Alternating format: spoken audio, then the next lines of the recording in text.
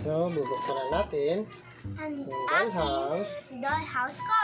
Ito na po, buksan namin.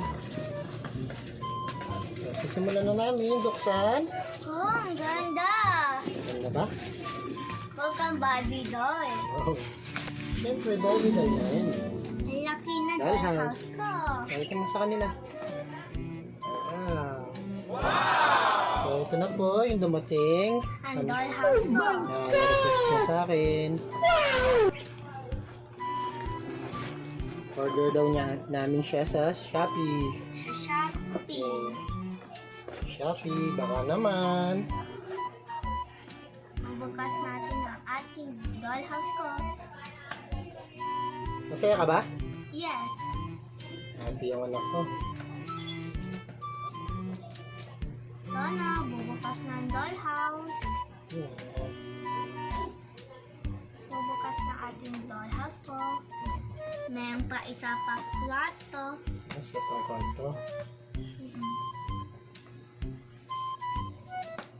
Love na love ni daddy yan eh.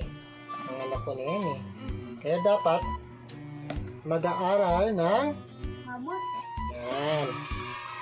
Para Study ako. paano mag-study ka syempre. Kaya ka mag-aaral. Then para bibili ni daddy ng Dollhouse. mga gusto mo. Yan na. Yan na. Ito na yung kwarto tapos Wow. gamit. Si Dolly. Tama sa kanila. Yan. Malaki siya ha. Ang daming laman. Dami pa. Yan. So many. So, meron siyang manual. So, titignan natin yung mapa para paano gagawin yung dollhouse. Yan. Ito yung mapa, oh. Oh, very good. Kaya, si Daddy ang gagawa yung dollhouse. Dalawa tayo, syempre. Sige. Ito na. Lagyan namin yung dollhouse. Para Meron sa siyang mamika. Instruction. Instruction. Para sa kanilang mamika. Ito na. Next. Atin. Ayan.